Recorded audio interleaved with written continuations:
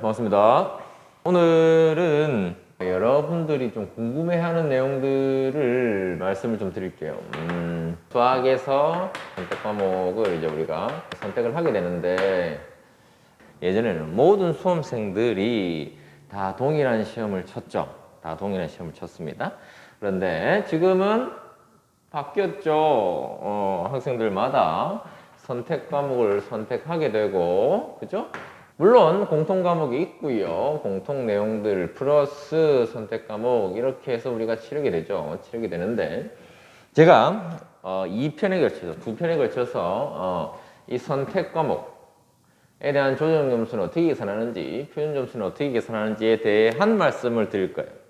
그래서 오늘은 처음, 그죠? 아주 기초 지식을 쌓는 그러한 시간을 한번 가져볼게요. 이제 자료라는 것에 대한 얘기를 좀 드릴게요. 자료. 우리가 보통 얘기하는 자료라는 것은 이런 거겠죠. 학생들이 시험을 칩니다. 그러면 그 학생들마다 시험에 성적이 다 나오게 되죠. 원점수가 나오게 되죠. 그렇죠? 그래서 학생들에 대한 우리가 원점수가 얼마인지에 대한 부분들에 대한 자료들을 우리가 알게 돼요. 원점수가 얼마인지에 대한 자료를 알게 됩니다. 첫 번째 생각해야 되는 것은 대표값이라는 것을 생각해요. 대표값. 대표값. 이 자료에 대표하는 값, 이랬어요. 그 값을 보통 일반적으로 우리가 사용하는 것이 이제 평균입니다. 평균. mean. 그죠? 평균입니다. 평균. 자, 두 번째입니다. 두 번째. 두 번째는 이제 우리가 산, 포, 도 이렇게. 자, 흩어질 산자를 쓰죠. 흩어질 산자. 그러니까 뭐 쉽게 얘기하면 흩어진 정도 이렇게 이제 표현하는데요. 그래서 이건 평균으로부터 떨어진 정도를 나타내는 건데요. 자, 두 가지의 개념들을 보시면 됩니다. 이제 분산이라는 개념과 표준 편차라는 개념이 있어요. 뭐 이것을 어떻게 구하니는 관심을 가질 필요가 없습니다.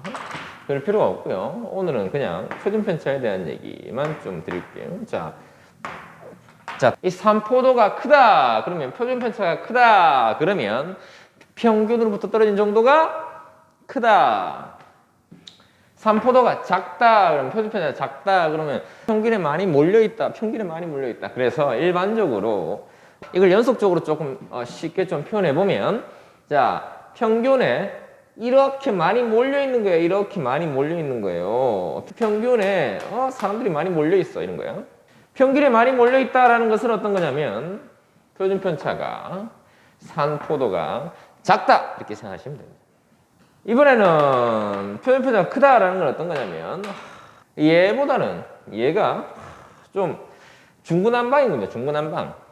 표준 편차가 크면 이렇고요. 표준 편차가 작으면 이래요. 그러니까 쉽게 좀 더 얘기해 볼까요? 표준 편차가 작아. 평균에 많이 몰려있어. 고만해. 자료가 고만한 거야. 고만해. 야, 너도 50점? 너도 50점? 너도 52점? 그럼 뭐 물어봤더니 다 뭐 50점 근방이 다 있어. 얘는 아니야. 누구 물어봤더니 얘는 100점이고, 너 물어봤더니 10점이고, 5점이고, 너 95점이고 이런 식이라는 거죠. 자, 이 두 가지 개념을 여러분들이 이해하시면 됩니다. 그래요. 이 두 개의 값을 여러분들이 잘 일단 이해를 해봅시다. 이해를 일단 해보고요. 이 두 개를 가지고서 우리는 이 표준 점수라는 걸 만들 거예요. 이걸 이해하셔 보시면 좋겠네요. 표준 점수를 만들어 볼게요. 자, 이제 표준 점수에 대한 얘기를 해볼게요. 자, 볼게요. 이렇게 생각해 볼게요. 자, 우리가 수학 시험을 쳤어요. 수학 시험을 쳤는데 수학 시험을 잘 쳤다라고 하면 어떤 걸까요? 잘 쳤다. 그럼 한번 생각해 보세요. 잘 쳤다라고 하면 어떻게 해요? 야, 100점 맞았어요.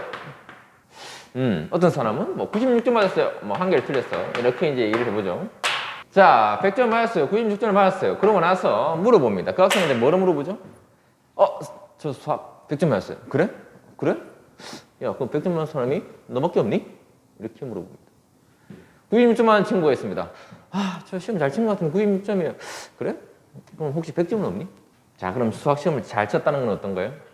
100점이 거의 없는데. 100점이 거의 없는 겁니다. 100점이 거의 없는데 나 홀로 100점을 맞은 거죠. 군계 1학. 그죠? 나 홀로 100점을 맞은 겁니다. 아주 잘 친 거예요. 나 96점 맞았는데요. 100점이 수두룩한 거야. 20명, 30명이 막 100점이에요. 근데 난 96 받았어요. 잘 친 시험일까요? 자, 한번 생각을 해보세요. 자, 우리 평균은 50점으로 똑같다고 해봅시다. 평균은 50점이야. 평균은 50점이야. 둘 다 50점이에요. 그렇죠? 50점이에요. 근데 이 시험은 어때요? 다 50점 몰려있는 거야. 다 몰려있어요. 다 몰려있어요. 엄청 몰려있어요. 근데 얘는 뭐예요? 평균은 50점이지만 못한 놈도 많고 잘하는 놈도 많고 막 지 마음대로 해요. 그렇죠? 똑같이 100점을 맞았다고 칩시다. 나는 100점을 맞았어요. 여기도 100점을 맞았다고 칠까요? 또 100점을 맞았다고 칩시다. 누가 더 잘한 거죠? 얘도 잘했습니다. 잘하긴 잘했습니다. 그죠? 근데 이 둘을 굳이 비교해야 된다면 여기서 100점 맞은 게 잘한 겁니까? 여기서 100점 맞은 게 잘한 겁니까? 물론 좀 못하는 애들이 있어가지고 그죠? 여기는 부익부 비립비 현상이 너무 심해. 너무 못하는 애들은 너무 못하고 잘하는 애들은 너무 잘하는 거죠. 아니면 시험을 잘못 냈거나 어쨌든 100점이 나왔는데 다 100점인데 그 중에 나도 100점인 거예요. 100점이 몇 명 안 돼요. 뭐 혹은 나 혼자 100점을 맞았어요. 그럼 이 친구가 더 잘했다고 볼 수 있겠죠? 한번 생각해 보세요. 누가 더 잘했어요? 얘가 더 잘했겠죠? 이 두 개를 비교해 주는 게 표현 점수예요. 이해되시나요 이제? 이해되세요? A라는 학교에 수학 평균 점수가 60점이에요. 그런데 나는 실제 80점을 받았다고 쳐보죠. B라는 학교가 있어요. 평균이 50점입니다. 얘는 70점을 받았다고 칩시다.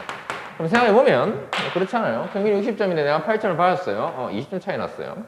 B라는 학교는 50점을 받았어요. 7점이에요. 2점 차이 났어요. 누가 잘한 거예요? 자 보세요. 이 학교는 연관성이 없어요. 그죠? 연관성이 없단 말이에요. 근데 누가 잘했지? 누가 잘했지? 그러려면 뭐가 필요합니까? 아까도 말씀드렸지만 매우 중요한 누가 필요해요? 얘가 필요해요. 얘가 필요해. 편차가 5점이에요. 5예요. 5. 편차 5. 괜찮을까요? 얘는 편차가 4예요. 4. 얘가 조금 더 퍼져 있는 거죠. 좀 더 퍼져 있는 겁니다. 즉 잘하는 놈도 많고 못하는 놈도 많고 평균이 좀 많고 얘는 좀 작아. 평균이 작으니까 평균이 몰리는 애들이 좀 더 많아요. 누가 더 잘했을까요? 좀 헷갈리죠 이제? 그렇지 않습니까? 헷갈리죠? 자 이제 표준 점수를 계산하기 위해서 우리는 Z 점수라는 것을 우리가 계산을 합니다. 얘를 계산하기 위해서. 이건 나중에 계산하는 거예요. 나중에 이 Z 점수를 가지고서 표준 점수를 계산하는 거거든요. Z 점수를 가지고 표준 점수를 만들 때는 어떤 상수를 곱하기 때문에 뭐 시험마다 다 다른 상수를 곱하기 때문에 이 Z 점수가 매우 중요해요.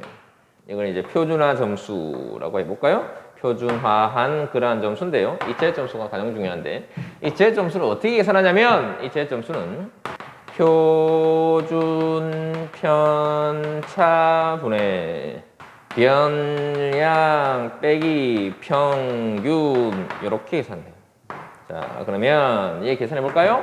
얘는 어떻게 되나요? 첫 번째 A라는 학교에 A라는 친구는 8점을 받았으니까 6점이 평균이었으니까요. 빼서 5로 나눴으니까 표준 Z값, Z 점수가 4점이에요. 4점.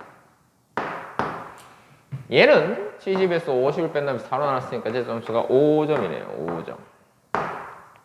얘가 Z 점수가 더 높죠? 이 친구가 B라는 학교에 있는 이 친구가 더 수학을 잘하는 친구라고 결론을 내리는 겁니다. 80점보다 70점 받은 놈이 더 잘한다 이런 표현을 하는 거죠. 조금 이해되시나요?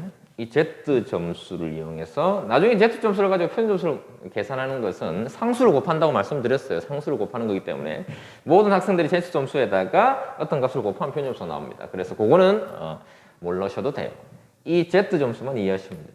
자, 그러면 이제 한번 생각해 봅시다. 자, 여러분들도 수능을 보신 분도 계실 거고 수능을 봤던 친구들도 계실 거예요. 그래서 한번 물어보고 싶어요. 표준 점수를 왜 해요? 왜 계산해야 해요? 수능에서 표준 점수를 계산할 이유가 있어요? 생각해 보세요. 자, 지금은 선택 과목이에요. 선택 과목실이기 때문에 표준 점수든 조정 점수든 계산을 해야 되는 건 내가 좀 이해되겠어. 근데 재작년, 그죠? 표준 점수가 별 필요가 없을 것 같아요. 왜요? 똑같은 시험을 치고 있는 수능인데도 불구하고 수능은 모든 학생들이 다 똑같죠. 인문계, 자연계의 열을 예를 들어서 배제한다고 치면 수학 잘하는 놈 뽑는다면서 그럼 수학 잘하는 놈을 뽑으려고 그러면 수학 원점수 좋은 놈 뽑으면 되잖아요. 똑같은 시험 쳤으니까. 근데 왜 표준점수를 줬을까요? 그게 바로 여러분들이 이해하셔야 되는 건데요. 과목 간의 비교를 하게 돼요. A라는 학과가 있어요. A라는 학과는 국어와 수학이 가중치가 같다고 쳐요. 예를 들어서 국어나 수학이나 똑같은 가중치를 가졌어. 국어도 잘해야 되고 수학도 잘해야 돼. 똑같은 가중치를 가졌어요. 국어가 80점이고 수학도 8점인데 누가 더 잘했지? 야 이거 어떻게 비교해? 국어에 80점이랑 수학이 8점은 어떻게 비교하지? 어떻게 비교해야 돼요? 그래요. 표준 점수를 계산할 수밖에 없는 거예요. 표준 점수를 우리가 계산할 수밖에 없는 이유입니다. 과목 간에 국어, 수학 이런 과목 간에 비교를 해주고 싶은 거예요. 국어에서 8점 맞은 사람과 수학에 8점 맞은 사람 두 개만 딱 놓고 우리가 비교를 한다고 치면 야 이거 둘 중에 누가 더 잘했지? 비교하고 싶은 거예요. 전혀 관계가 없는 거잖아요. 두 집단이. 국어의 자료와 수학의 자료가 완전 다르잖아요. 그 두 개를 비교하고 싶은 겁니다. 그래서 국어의 표준 점수가 있는 것이고 수학의 표준 점수가 있는 것이고 국어 8점인데 우리가 표준 점수가 102점이 나올 수도 있고요. 수학이 8점인데 110점이 나왔다면 국어 이 녀석이 더 훌륭하군. 이렇게 결론 짓고 싶은 거죠. 그래서 표준 점수를 쓰는 겁니다. 그러니까 예전에는 이런 표준 점수 하나만 있으면 되는 겁니다. 그런데 지금은 복잡해요. 수학이라는 게 공통이라는 것은 전부 다 치고요. 세 개로 이제 선택 과목 생겨가지고 이 세 개를 우리가 선택해가지고 학생들 다 나눠서 친단 말이죠. 그럼 이 친구들을 비교해야 된단 말이죠. 어떻게 하지? 자, 오늘의 일단 첫 번째, 오늘 1화의 내용을 이해하셔야 합니다. 이걸 이해하셔야 조정 점수를 알 수 있어요. 조정 점수를 이해할 수 있어요. 나중에 이게 더 복잡합니다. 이게 더 복잡하거든요. 왜냐하면 변수가 더 많아지기 때문에 변수가 별로 없거든요. 변수가 별로 없지만 왜냐면 똑같은 시험을 치는 거라서 별로 변수가 없습니다. 그래서 일단 Z 점수를 계산하는 방법이 표준표 저번에 표준표 똑같은 100점이라도 그 100점의 어떤 경중이 다르다. 네, 조금이라도 도움이 되었으면 좋겠습니다. 감사합니다.